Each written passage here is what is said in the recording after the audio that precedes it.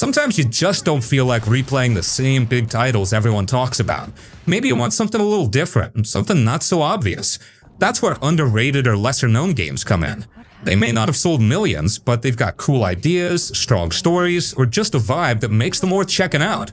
So in this video, I'm going through some of the most underrated single-player games you might have missed, but if you're looking for something unique to play, these are definitely worth a shot.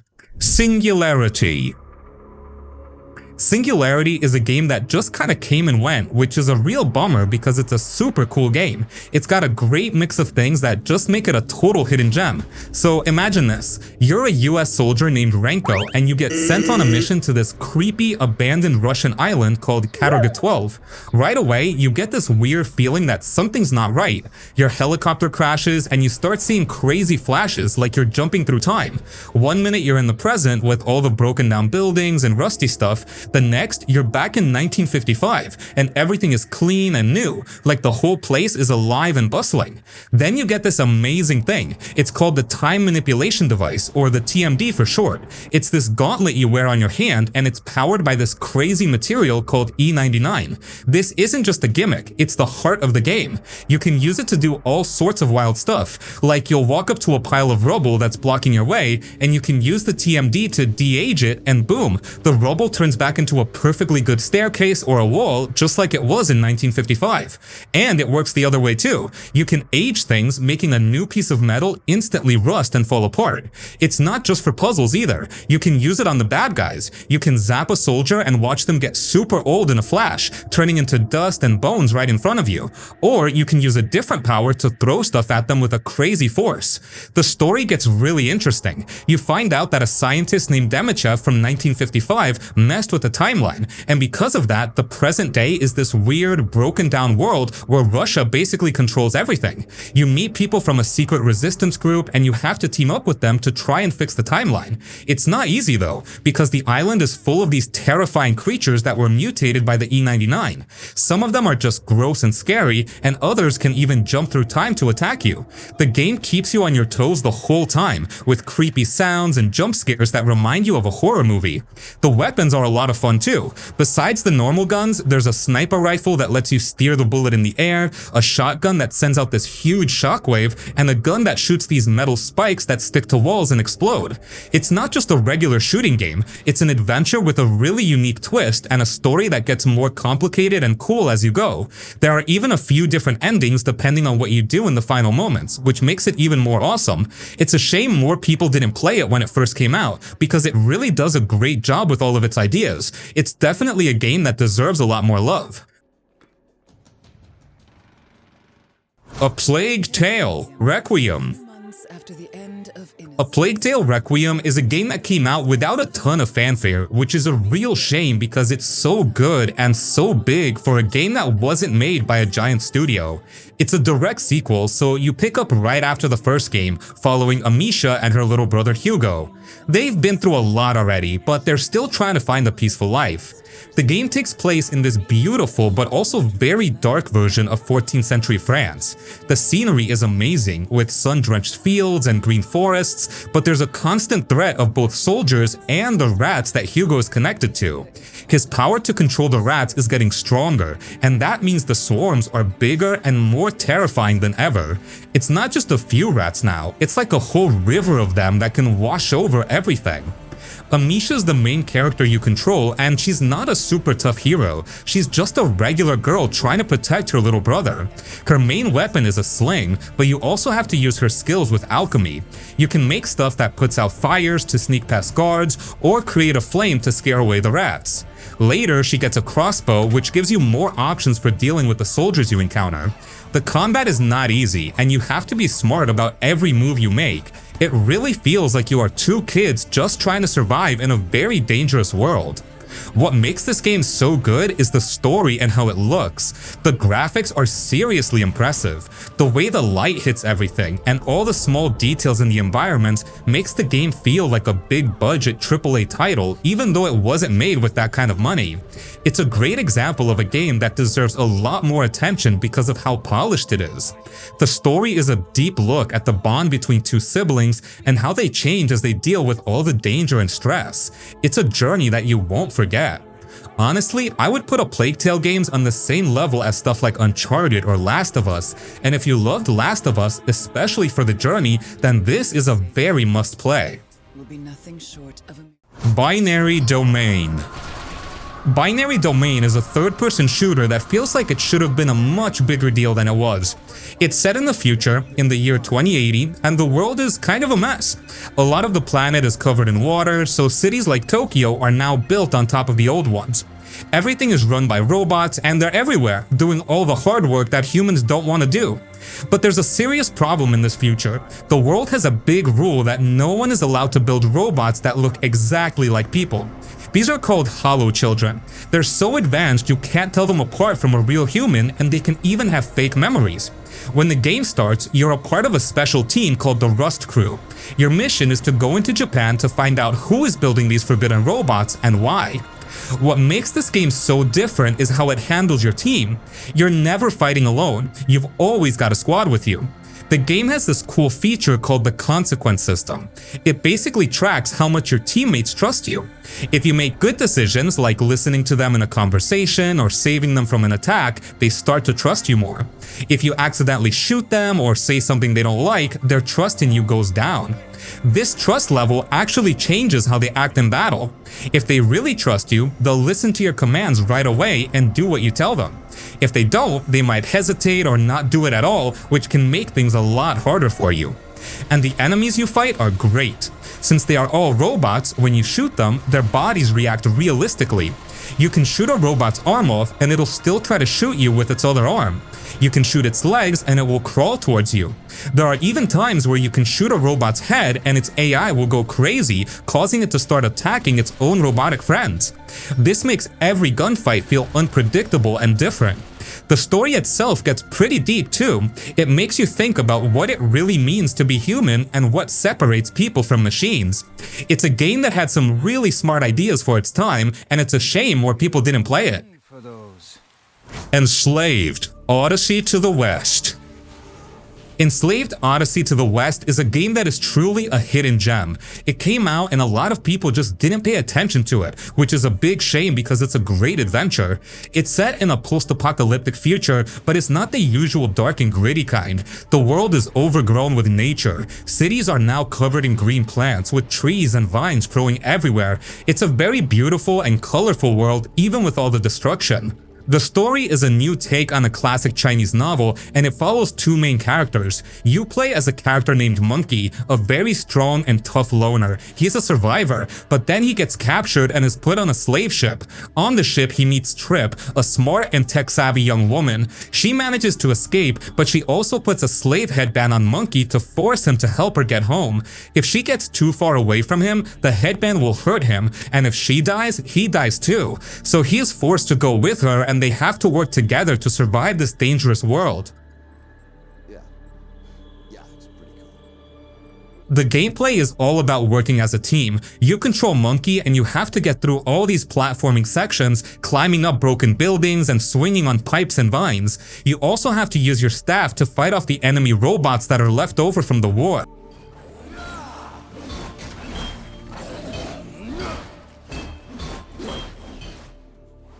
Trip is not just an extra character, she is a really important part of the game. She can scout ahead, distract enemies, and help you solve puzzles. The whole game is a long journey for the two of them, and watching their relationship grow from being forced together to becoming real friends is one of the best parts of the story. The game is really carried by the two main characters in their journey. The acting is fantastic, and their conversations are what really make the story so good. It's a very different kind of adventure game, focusing more on the character's journey and their relationship than on just pure fighting. It's a game with a lot of heart, and it's definitely one that deserved to be more popular. The Saboteur. The Saboteur is an open-world game that puts you right in the middle of Nazi-occupied Paris during World War II. You play as Sean Devlin, a hard-drinking Irish race car driver who just wants to win races and have a good time. But after a rivalry with a German racer ends with his friend being killed and his team being betrayed, he finds himself stuck in Paris and with a very personal reason to get revenge. He joins the French resistance, not because he's a soldier, but because he's an expert at causing trouble. What makes this game so different is how it uses color to show what's happening. When you first arrive in an area of the city, it's all in black and white. The only pops of color you see are the red Nazi banners hanging everywhere, the flashing lights on their vehicles, and the red blood of your enemies. This black and white look isn't just for style, it actually represents the feeling of oppression in that part of the city. The people are scared, and the Nazis are everywhere. When you're in these areas, you're constantly on the run, and it's much harder to get away with things. Your main goal is to inspire the people to fight back. You do this by completing missions for the resistance, which usually involves a lot of sneaking around, blowing things up, or taking out high-ranking targets. When you finish a mission and an area's will to fight returns, the color comes flooding back in. All of a sudden, the city is full of vibrant blues, greens, and browns. The people come out of their homes and the feeling of hope returns. This also helps you out in the game, because the people will help you and the Nazis won't be as aware of you in these colored-in areas. The change from black and white to color is one of the most satisfying things you can see in the game.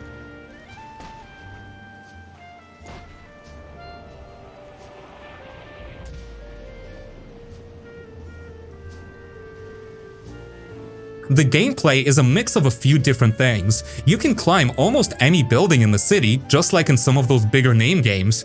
You're always on the rooftops jumping from building to building, and it makes you feel like a secret agent. The fighting is simple but fun, and you get to use a lot of different guns from that time period. There's also some great car chases, which makes sense since Sean is a driver. The game also has a really great atmosphere thanks to the 1940s jazz and swing music that plays throughout. It feels like a very unique story and a different kind of war game.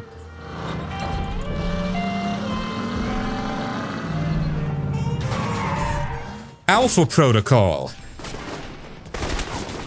Alpha Protocol is a role-playing game that puts you in the shoes of a rookie spy named Michael Thornton.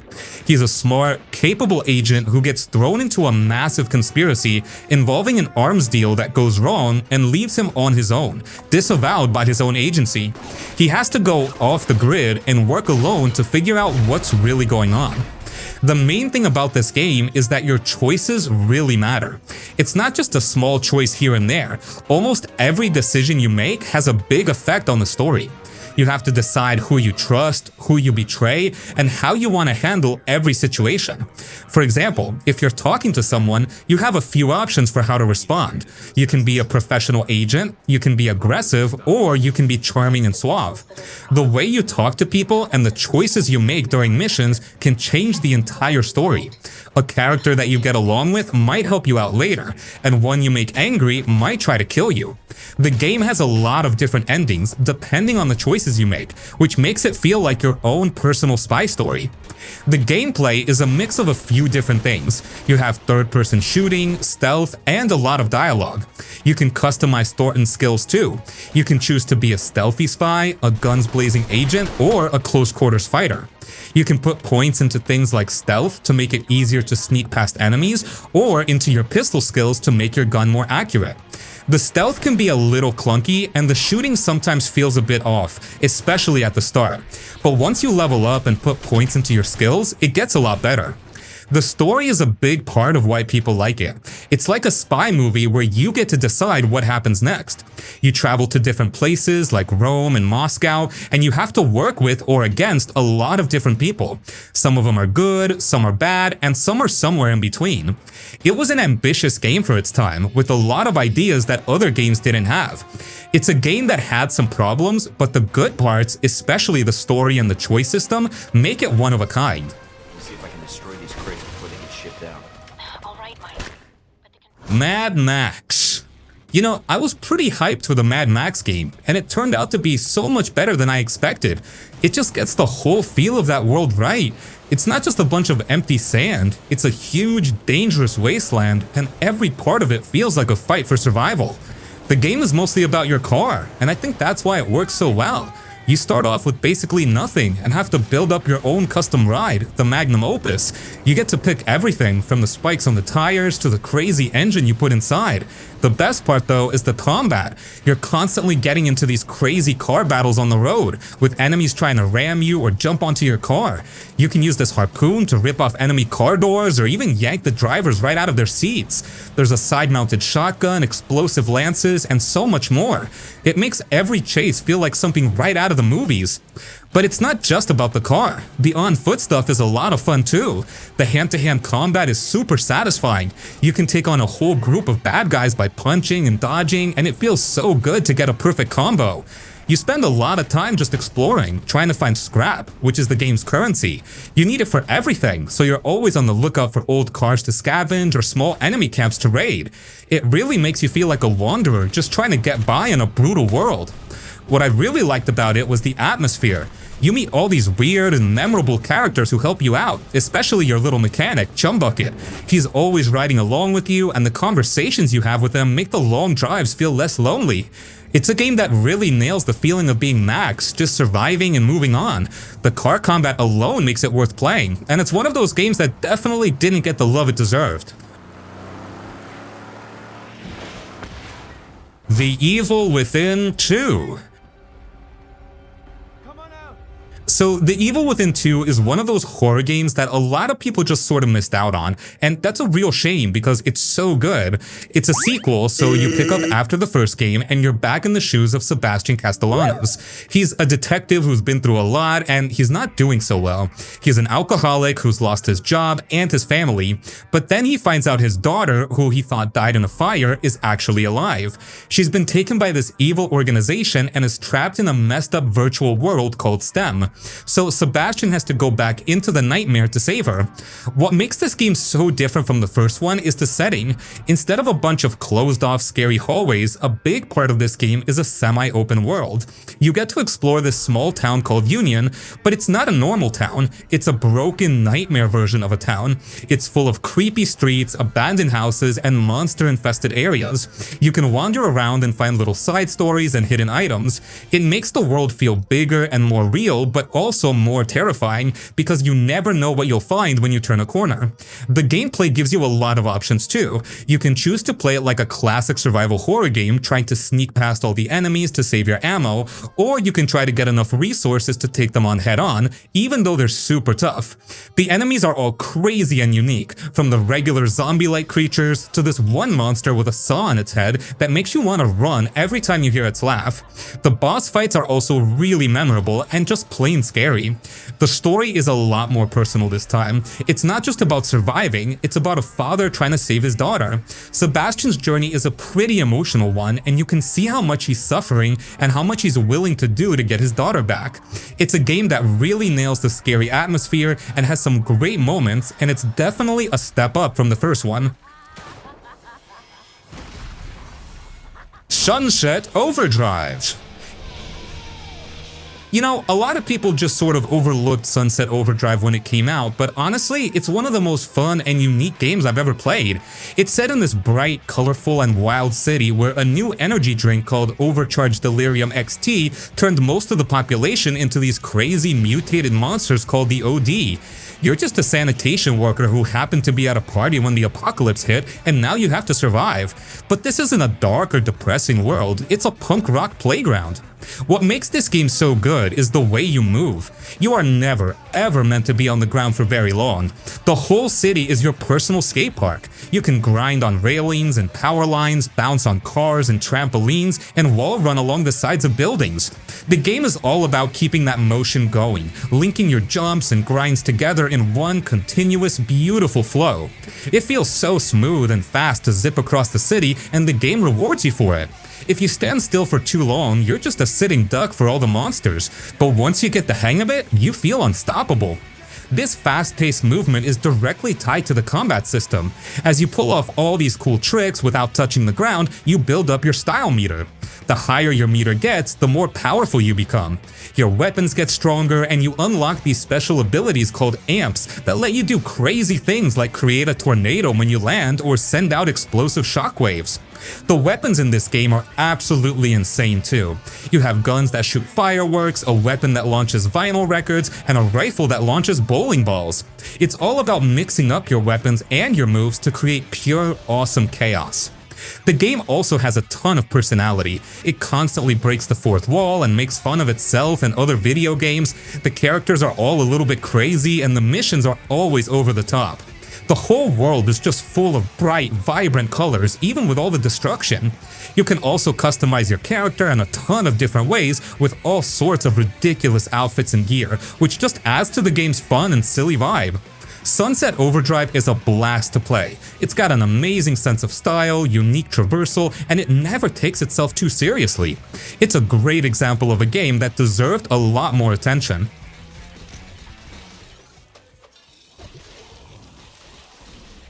Sleeping Dogs.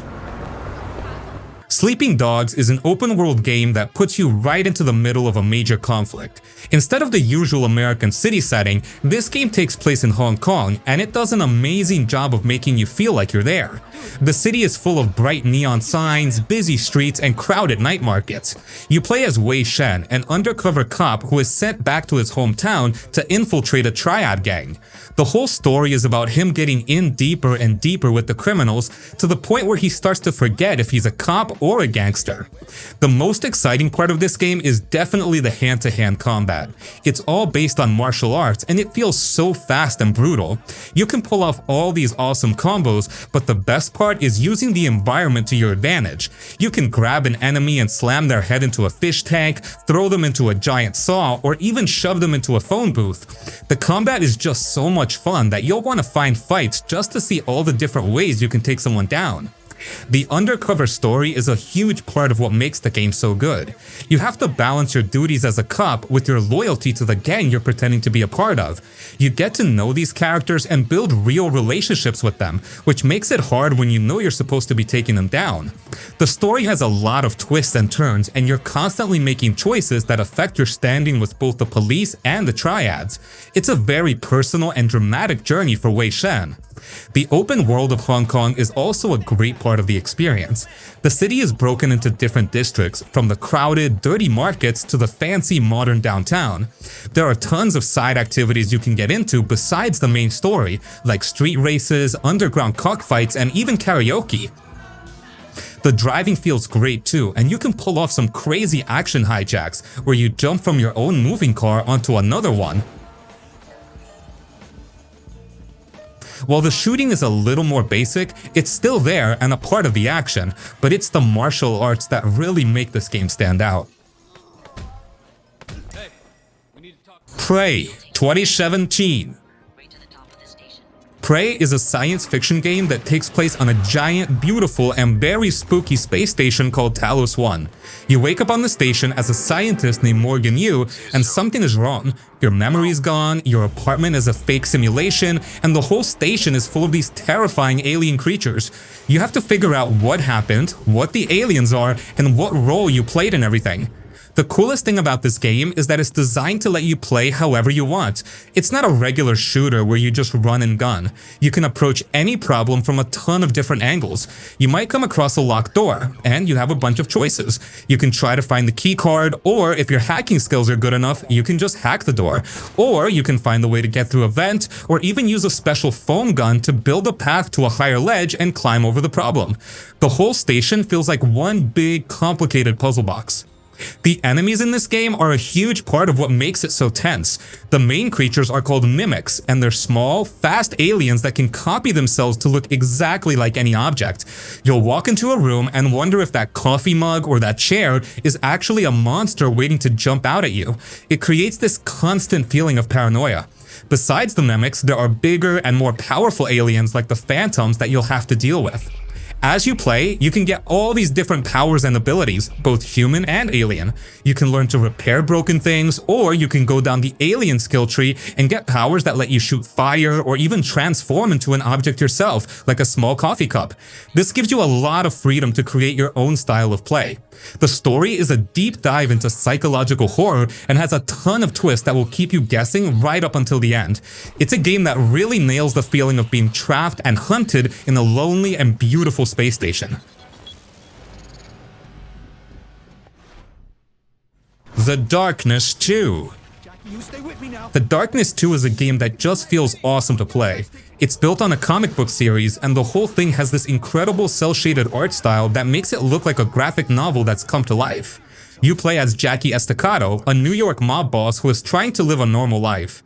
For 2 years, he's been suppressing a terrifying supernatural power inside him called the Darkness. He's at a restaurant with his crew, but a rival gang attacks, and the only way for him to survive the brutal ambush is to let the Darkness out again. The main thing that makes this game so good is the way you fight. It's a system they call quad wielding, and it just feels so powerful. You can hold a regular gun in each hand to shoot enemies from a distance, but the real fun comes from the 2 giant shadowy tentacles that pop out of your back. You control all 4 things at the same time.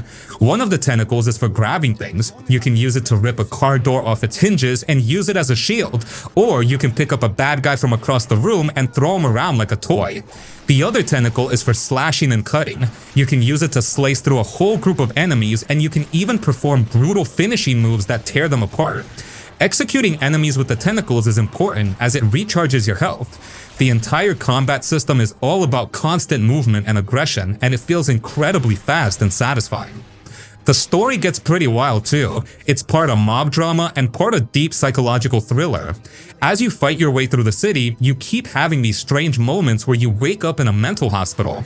In this clean, bright hospital, a doctor tells you that none of the action is real and that the darkness is just a delusion in your mind. The game constantly jumps between these 2 worlds, making you wonder what is actually happening. It's a powerful way to tell the story, and you feel Jackie's own confusion as he tries to figure out which reality is the real one. The darkness itself is a character, and it talks to you the whole time with a creepy, raspy voice, making jokes and commenting on the violence. It gives the game a lot of dark humor and personality. It's a game that is full of brutal action, but also has a really interesting story and a great unique look. Quantum Break. You know, Quantum Break is a game that is just so different from anything else. It's a sci-fi action game that deals with time travel, but it's built in a really unique way. A time travel experiment goes wrong and causes time to start breaking down.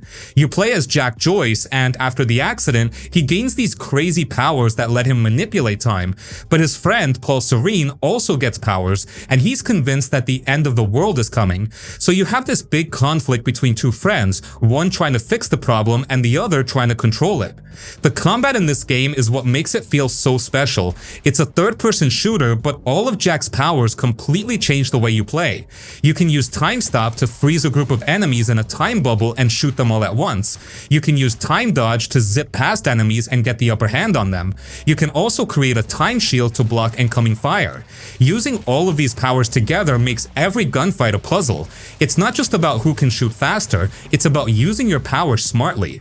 The powers also come in handy when you're just getting around the world, like when you need to freeze a collapsing building to get to the other side. What sets this game apart from anything else is the story's format. The game is broken up by live-action TV episodes. After you finish a section of the game, a full episode plays that continues the story, but with real actors. It feels like you're watching a real TV show. These episodes also change based on the decisions you make. There are points in the game called junctions where you play as the bad guy, Paul Serene, and you have to make a major choice that affects how the story unfolds. That decision you make changes what happens in the TV episode and what you experience in the next part of the game. It really makes you feel like you're in control of the story. The game is a great mix of a fun shooter and an interactive story. It's a bold experiment in storytelling, and it's a game that deserved a lot more attention.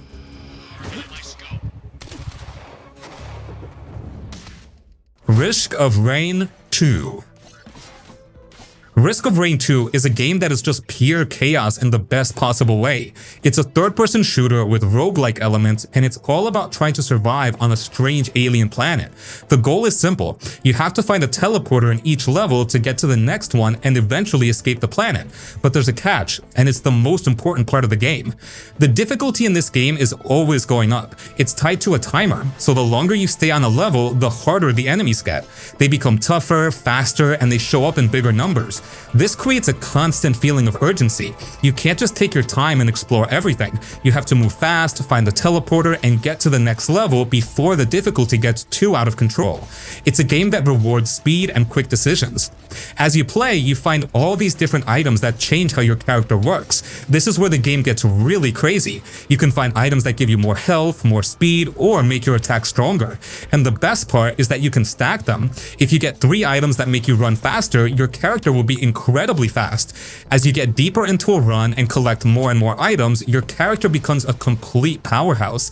The screen fills with explosions and special effects from all your items, and you can go from being a regular guy to a god of destruction in just one run. The game has a ton of different playable characters, called survivors, and they all have their own unique abilities. This gives the game a lot of replayability, because every time you start a new run with a different character, you have to think about what items will work best for their playstyle. It's a game that is all about learning from your mistakes, getting stronger, and seeing how long you can survive the chaos. It's a fun game to play alone, but it gets even better when you play with friends.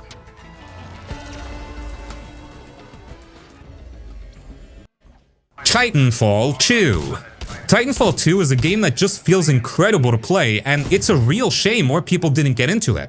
It's a first-person shooter set in a huge war in the future, but what makes it so special is how it constantly changes up the action.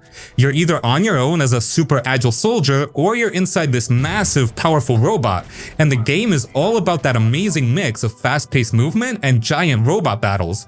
When you're running around as a pilot, the gameplay is all about speed and momentum. You can wall run, double jump, and slide to get across the map faster than in almost any other game. The movement is so smooth and fluid that it gives you this feeling of freedom and power as you leap from one building to the next without even touching the ground. You can get a huge head start on enemies, pull off flanking maneuvers, and escape danger in ways no other shooter allows. But then you can call down your Titan and everything changes. You get inside this huge walking tank and the battles become a lot more strategic. The Titans feel so heavy and powerful, and you have to think about using their shields and special abilities to survive. There are a bunch of different Titans to choose from too, each with their own unique weapons and abilities, like the sword-wielding Ronin or the heavy-hitting Scorch. The single-player story is what really makes this game so special. You play as Jack Cooper, a pilot in training who gets stranded on a hostile alien planet.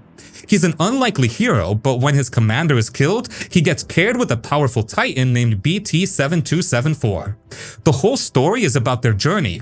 At first, BT is just a robot following military orders, but over the course of the journey, you see them form a real, genuine bond. BT's conversations are amazing because he's this logical machine that is trying to understand human emotion. He talks in a very blunt, data-driven way, but it makes him so endearing. You can even choose your own dialogue options, which makes the friendship feel more personal. It's a very simple story about 2 unlikely friends against impossible odds, but it has a ton of heart, and it's a big reason why this game is so beloved. The game also has a fantastic multiplayer mode, bringing that fast pilot action and the giant Titan fights all together for some of the most chaotic and fun online battles out there. It's just a fantastic game that delivers on all fronts, from its incredible movement to its emotional story. The Medium. The Medium is a horror game that has this really unique idea that sets it apart from a lot of other titles. It's a psychological horror game where you play as a woman named Marianne, and she has a special power. She's a medium, which means she can see and interact with both the real world and the spirit world at the same time. One day she gets a mysterious phone call that leads her to an abandoned communist-era resort, and she has to uncover all the dark and tragic secrets that happen there. The coolest part of the game is its main mechanic. A big portion of the game is played on a split screen. On the left side, you see Marianne and the abandoned real world, which is all run down and decaying. On the right side, you see her in the terrifying, chaotic spirit world. The screen is split vertically, and you're controlling her in both places at the same time. This isn't just for show, it's how you solve puzzles and survive.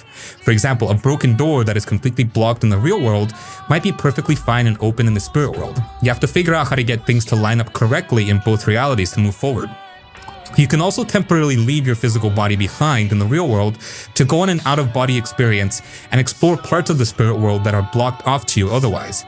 The story is a big highlight. It's a suspenseful mystery that you slowly uncover as you explore the resort.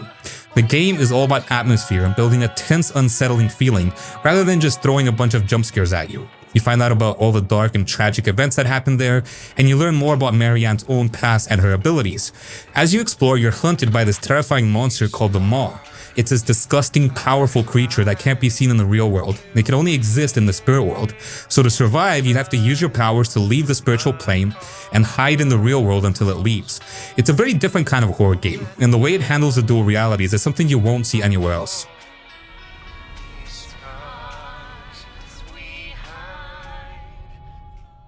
Mirror's Edge Catalyst. You know, I feel like Mirror's Edge Catalyst is a game that just nails a feeling that almost no other game even tries to capture. It's not about big, loud fights or crazy powers, it's all about movement and a sense of absolute freedom.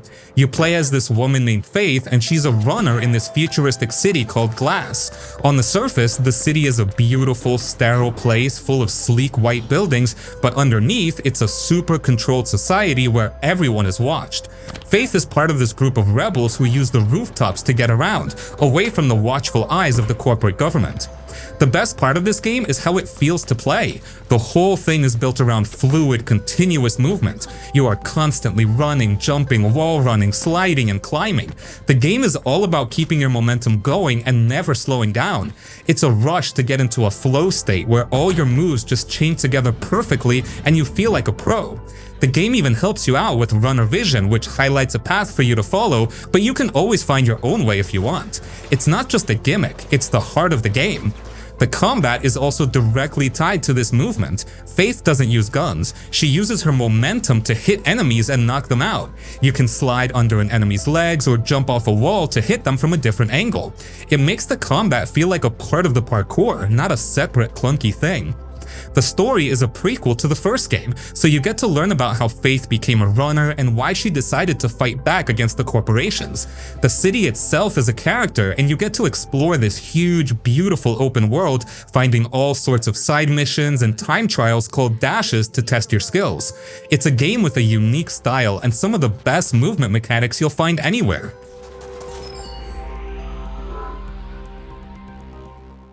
Banishers Ghosts of New Eden. This game is all about a love story with a big, complicated twist. You play as two Banishers, which are basically people who hunt and get rid of ghosts. Their names are Antea and Red, and they are partners and deeply in love. But right at the start of the game, things go horribly wrong, and Antea is killed and becomes one of the very ghosts they are supposed to be getting rid of. The whole game is about you and Antea working together to solve the problems in a world full of ghosts, and trying to figure out how to deal with her new ghostly state. The core of the game is this huge emotional choice you have to make. You have two options: either let Antea's soul pass on so she can finally rest, or try to bring her back to life, which means you have to sacrifice the souls of a whole bunch of other people you encounter. Every decision you make in the game is about that one big choice, and it gets really tough. You have to decide if a person is a good or bad person, and if their soul is worth saving or sacrificing. It's a very heavy and emotional game that makes you think about every single decision you make. The gameplay is super cool because you can switch between controlling Red, the living guy, and Antea, the ghost, at any time. Red fights with a sword and a pistol, and his attacks are all about precision. Antea fights with her bare hands, and she can use all these crazy ghost powers to do a ton of damage to a group of enemies. The combat is all about knowing when to switch to the right character to take out the right enemy. You'll be dodging and parrying with Red, and then suddenly you'll switch to Antea to unleash a huge, powerful attack on a ghost. It's a really cool and unique way to fight. The world of Banishers is also so awesome. It's a big, moody, open-world version of 17th century New England. It's all spooky forests, creepy towns, and weird people who live in fear of ghosts. The whole game has this really cool atmosphere, and it feels like you're actually in this dark, mysterious land. Banishers is a great game because of its incredible story, the powerful choices you have to make, and the awesome two-character combat system. It's an epic adventure that will stick with you long after you finished it.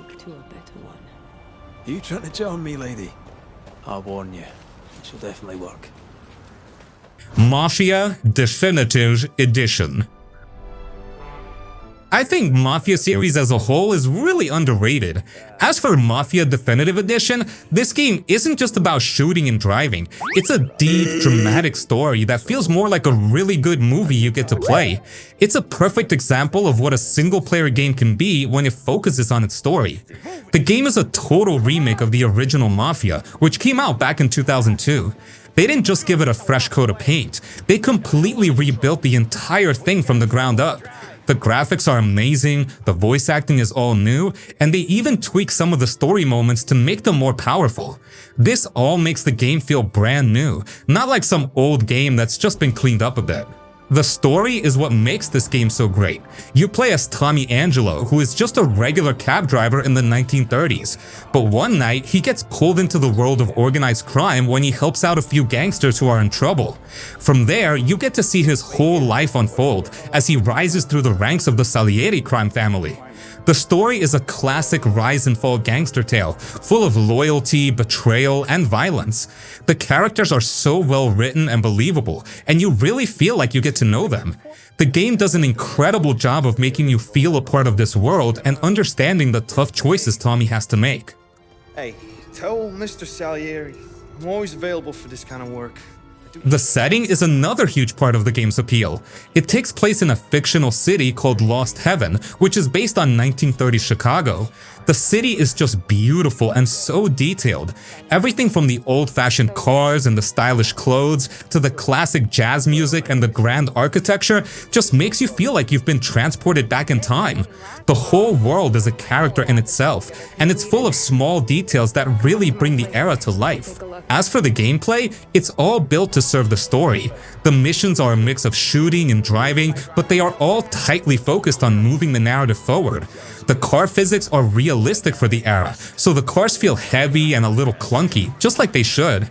The gunplay is also solid, with a good cover system that makes every shootout feel tense. Unlike some big open-world games, Mafia isn't about running around and causing chaos. It's about living a story, and it does that better than almost any other game out there.